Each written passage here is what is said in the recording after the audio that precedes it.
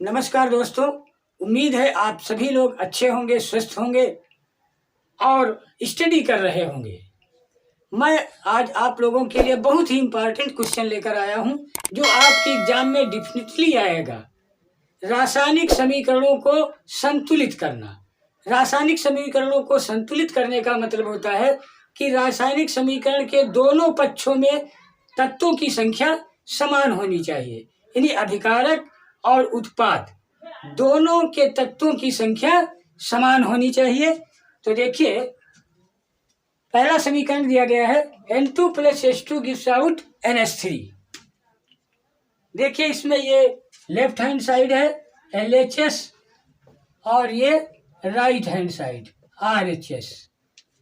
तो LHS और RHS में तत्वों की संख्या समान होनी चाहिए। देखिए, इधर से लेफ्ट हैंड साइड से स्टार्ट करते हैं। पहले देखिए, यहाँ पर N की कितनी संख्या है? 2 है, लेकिन ये अकेला है, इसलिए इसको हम घेरे में बंद कर देंगे। इसके बाद देखिए, H की संख्या कितनी है? H की संख्या 2 है। और अब इधर आइए, देखिए यहाँ पर ये पूरा एक समूह है, इसलिए इसको एक ही घेरे में रखेंगे। यहाँ पर N की संख्या कितनी है? 1। जब कोई संख्या नहीं तो 1 होती है। इसके बाद H की संख्या देखिए कितनी है? 3। अब इसको हम घेरे में बंद कर देंगे। अब देखिए, सबसे पहले मिलान कीजिए। यहाँ पर N की संख्या कितनी है? 2। यहाँ पर N की संख्या कितनी है? 1। तो इसका मतलब हम इसको अगर 2 से मल्टीप्लाई कर दें तो यहाँ पर N की संख्या 2 हो जाएगी और H की संख्या 2 3 6 हो गई। अब देखिए, N की संख्या संतुलित हो गई। यहाँ पर N की संख्या 2 है, यहाँ पर N की संख्या 2 हो गई। यहाँ पर H की संख्या 2 है, लेकिन यहाँ पर H की संख्या 6 है। तो इसके लिए हम क्या करेंगे? यहाँ पर इसको 3 से मल्टीप्लाई कर देंगे। तो यहाँ पर देखिए 3 दूनी 6। अब देखिए, मिलान कीजिए। N की संख्या 2 है, N की संख्या 2 है, H की संख्या 6, H की संख्या 6। इसका मतलब समीकरण संतुलित हो गई। तो यहाँ पर देखिए, इसको किसको हमने गुणा किया है? यहाँ पर H2 यानी H की संख्या, इसको गुणा किया है 3 से। तो यहाँ पर अब लिख देंगे हम N2 + 3H2 गिव्स आउट। इसके बाद हमने यहाँ पर 2 से मल्टीप्लाई किया है इस समूह को। यहाँ पर 2NH3। ये आपकी समीकरण बिल्कुल संतुलित हो गई। तो उम्मीद है आप लोगों की समझ में जरूर आ रहा होगा। हाँ, देखिए दूसरा समीकरण Zn + HCl gives out ZnCl2 + H2। Zn + HCl gives out ZnCl2 + H2। तो देखिए, सबसे पहले क्या करेंगे? Zn की संख्या यहाँ पर कितनी है? 1।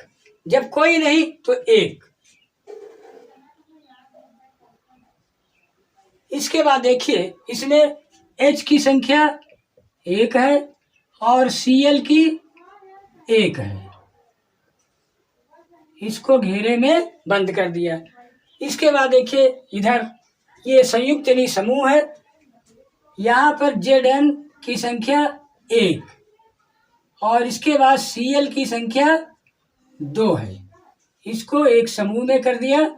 इसके बाद देखिए, यहाँ पर H की संख्या 2 है। अब देखिए, मिलाते हैं। Zn की संख्या यहाँ पर 1 है, यहाँ पर भी 1 है। H की संख्या 1 है, यहाँ पर 2 है।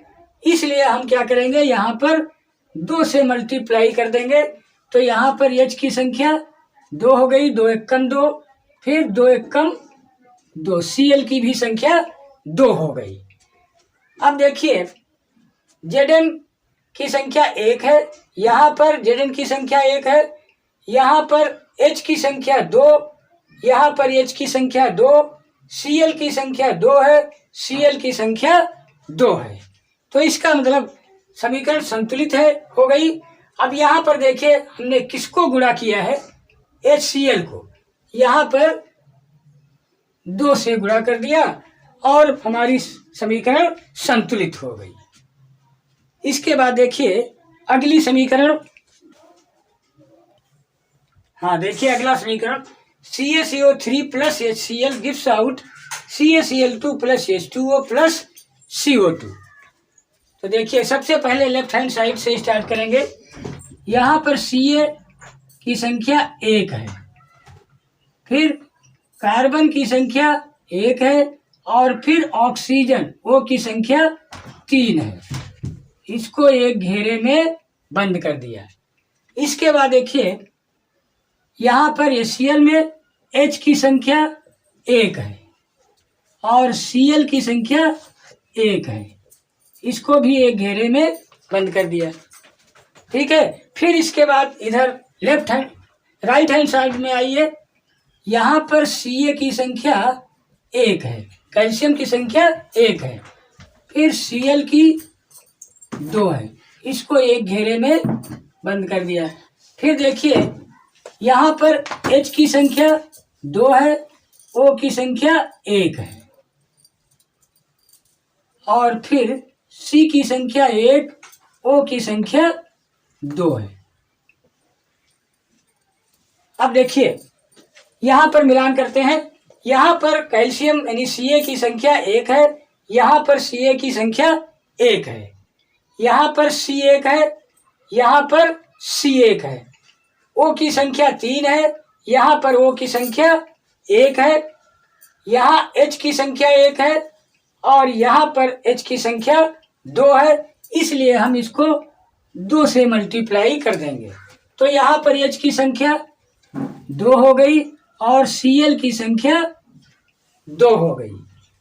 अब देखिए H की संख्या 2 है, H की संख्या 2 है, Cl की संख्या 2 है, Cl की संख्या 2 हो गई और C की यानी कार्बन की संख्या 1 है, कार्बन की संख्या 1 है। और अब देखते हैं O की संख्या। देखिए यहाँ पर O की संख्या 3 है, यहाँ पर O की संख्या 1 है और यहाँ पर O की संख्या 2 है, अर्थात O की संख्या भी संतुलित है। O की संख्या इधर भी 3 है और इधर भी 3 है। तो इसके लिए हमने किसको मल्टीप्लाई किया है, देखिए ये Cl को 2 से मल्टीप्लाई किया है। तो यहाँ पर हम 2 लिख देंगे, हमारा समीकरण संतुलित हो गया। इसके बाद देखिए अगला समीकरण, हाँ देखिए अगला समीकरण, Cu plus O2 gives out CO। Copper और ऑक्सीजन मिलकर कॉपर ऑक्साइड का निर्माण कर रहे हैं। तो देखिए समीकरण को संतुलित करना है। तो सबसे पहले लेफ्ट हैंड साइड में देखते हैं Cu की संख्या यानी कॉपर की संख्या कितनी है, जब कोई नहीं तो 1। कॉपर की संख्या 1 है, ये अकेला है इसलिए इसको अलग घेरे में कर दिया। फिर इसके बाद देखिए O की संख्या कितनी है, 2, ये भी अकेला है। इसके बाद आइए राइट हैंड साइड में, यहाँ पर Cu की संख्या 1 है, O की संख्या 1 है। क्योंकि ये समूह है इसलिए इसको एक ही घेरे में बंद कर देंगे। अब देखिए यहाँ पर कॉपर की संख्या 1 है, यहाँ पर भी कॉपर की संख्या 1 है, यहाँ पर ऑक्सीजन O की संख्या 2 है, यहाँ पर ऑक्सीजन यानी O की संख्या 1 है। तो यहाँ पर हम 2 से मल्टीप्लाई कर देंगे। 2 एक कम 2, यहाँ पर 2 हो गया, यहाँ 2 एक कम 2। अब देखिए यहाँ कॉपर की संख्या 2 है, ऑक्सीजन की संख्या 2 है, ऑक्सीजन की संख्या 2 है। तो ऑक्सीजन की संख्या संतुलित हो गई।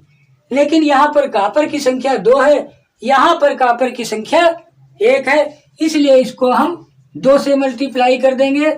यहाँ भी कॉपर की संख्या 2 हो गई।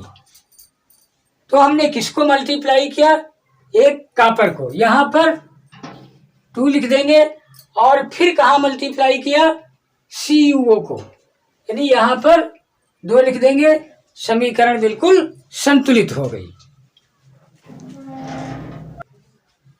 हाँ, इसके बाद देखिए अगला समीकरण HNO3 + CaOH का whole twice gives out Ca into NO3 का होल ट्वाइस फिर प्लस H2O। तो देखिए सबसे पहले लेफ्ट हैंड साइड में स्टार्ट करते हैं। यहाँ पर देखेंगे H की संख्या कितनी है, जब कोई नहीं तो 1, और N की संख्या कितनी है 1, O की संख्या 3 है। इसको एक घेरे में बंद कर दिया। इसके बाद देखिए यहाँ पर Ca की संख्या कितनी है 1, और फिर O की संख्या देखिए यहाँ पर होल ट्वाइस लगा है, इसका मतलब है कि O को भी 2 से मल्टीप्लाई करना है और H को भी। तो यहाँ पर O की संख्या कितनी है 2 और H की संख्या भी 2 है। अब इधर आ जाइए राइट हैंड साइड में। यहाँ पर Ca की संख्या 1 है, N की संख्या 2 है क्योंकि होल ट्वाइस लगा हुआ है, 2 है, और O की संख्या कितनी है 2 3 6। इसके बाद देखिए यहाँ पर H की संख्या 1 है, 2 है, और O की संख्या 1 है। अब देखिए मिलान करते हैं।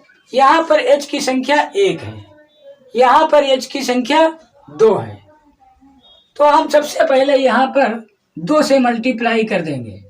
तो यहाँ H की संख्या 2 हो गई, N की संख्या 2 हो गई, और O की संख्या 6 हो गई।